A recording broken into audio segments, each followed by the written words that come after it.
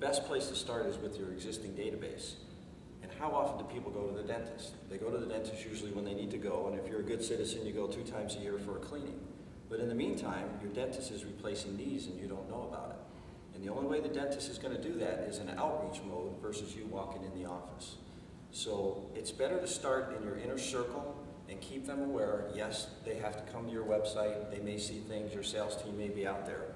But your own promotional products people, start a little campaign to your existing database and just say, we want, put some creativity behind it. Jar them that, hey, we do this as well, and if you're struggling with top line sales, give us a call and put a promotional product behind it and spend a few dollars and send it out to a couple hundred people. I guarantee you'll get 5 phone calls if you do that. Well, let me stick with you then. Let's talk about the buyer expectations. And when they're in the decision-making process, what can the audience expect to run into, and how do they need to be prepared for those meetings? Well, yeah, good question. I mean, buyer expectations, I know you said you don't need a website, and you don't need a website, but things that vendors can help you with that are fairly easy can be add-ons or linked to your websites that lend credibility. Because as you make your approach to new buyers, and again, this comes from my perspective of selling direct, you can have a great meeting with that buyer, walk out of there and feel great. And usually what happens in this day and age, they're going to Google you or they're going to go to your website to see if everything you just said, if there's any credibility behind that.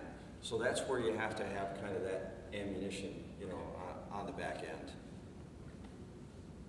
And Mark, let me just ask you a question just as far as what kind of industries and size of companies would be a good target, especially looking at their own customer base. This is kind of my question I was getting at earlier. Where do you start? Mm-hmm. And can you help them understand who would be most likely to use an incentive or recognition program? Sure. Well, I would say any company that has employees, customers, or salespeople. That's pretty much about it, right? So I mean, there's a little bit of truth in that sarcasm there, is that really almost all companies are doing some form of incentive or recognition program. They may not be labeling it that, or you may not even be aware of that particular program that they're running. So the size, I haven't really seen a variance between the size of the organization and their likelihood to run an incentive or recognition program. What I have seen is that that small companies, I guess there's a question of your time. How much time do you want to spend on any given opportunity?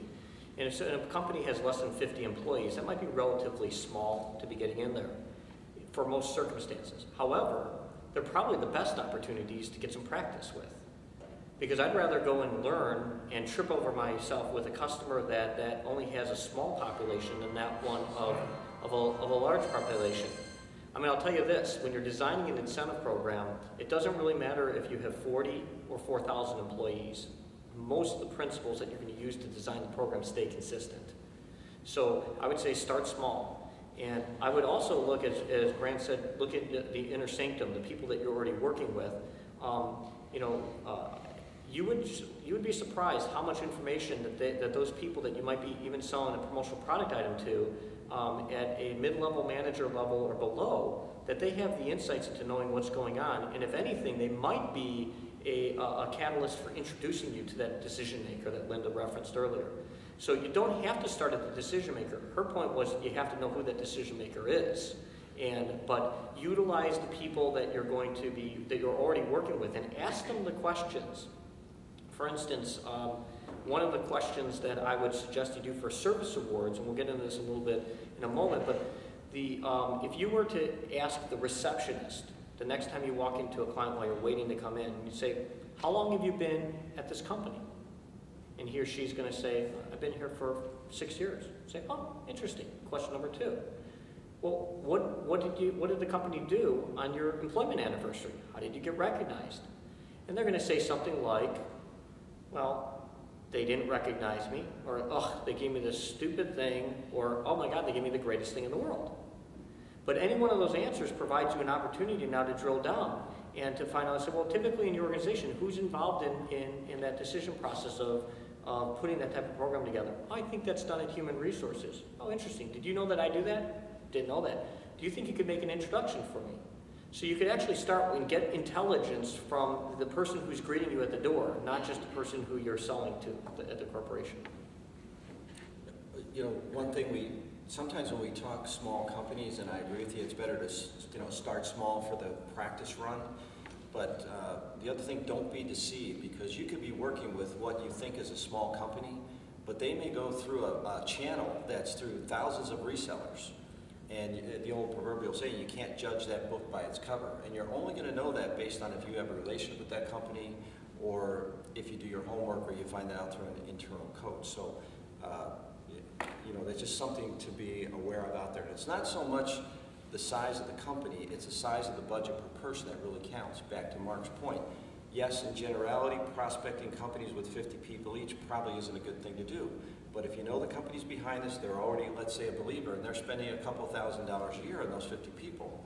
And often when I work with distributors, I say, wait a second, let's back up. Can you find me one company that has 50 salespeople? Yeah, I can find a dozen of them. Okay. If that salesperson's worth their salt, they're at a certain place of life, they're making a certain income, is it not unfathomable to think that there's $1,500 to $2,000 a year in incentives behind those 50 people? Of course not. That's a $100,000 program you're in front of. Let me just jump in with one question. Seasonality. You know, when I'm prospecting, and I want to get to Linda with a question on preparing, but one thing that I question is, this time of year, we're thinking holiday, but is there any other seasonality that we need to be thinking about in incentives and recognition? Go ahead, Mark. Sure. Yeah, I mean, there's definitely some seasonality to companies. I would first take a look at it at the season in that's universal. So first quarter of 2010, companies are already starting to think about their sales incentive contests, and there tends to be a lot of launches at the beginning of the year for many, many programs. Obviously, right now you have a big holiday selling season right now. And so holiday recognition, and you know, if you classify not just holiday gifts, but you classify it as holiday recognition, because when you're thinking about employees today, and you're hearing the words in this industry now popping up about engagement. Has anyone seen that on the show floor? Lots of engagement stuff. Well, it's really important to engage your employees, and as Brant likes to say, is that if you have a disengaged employee, the first thing is that they get frustrated or they're disappointed, and that eventually leads to resentment, and then resentment eventually leads to apathy. And the last thing that we need to do is have apathetic employees. So this season you can be thinking about holiday recognition, and of course getting into the first quarter looking at sales and selling programs. The second area that you want to think about is the company's fiscal year.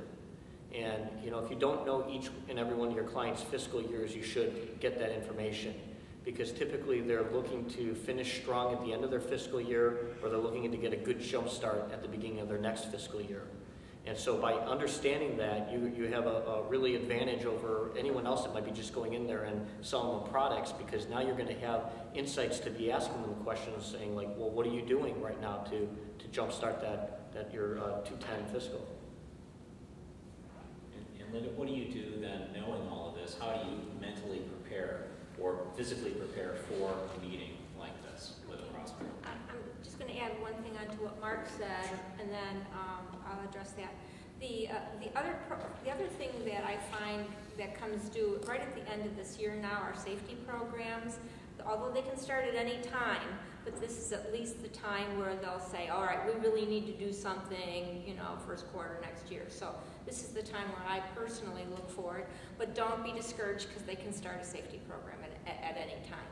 But and it does go in relationship many times also with fiscal years. So you know, and some businesses are more seasonal. So if you're in construction, you know, they might first be looking at it, you know, the beginning of 2010 to kick it off more in the springtime. So there's variances too. But to get back to your question, what should I do to prepare before I make a sales call? I'm going to give you 4 points that I think are kind of important, and you may want to write them down. The first thing you want to do is, when you're talking about your past customers, take a look and see what they've ordered in the past. You know, take a look and see, remind yourself what kinds of projects you've gotten involved with them. That's kind of a mental refresher. Then secondly,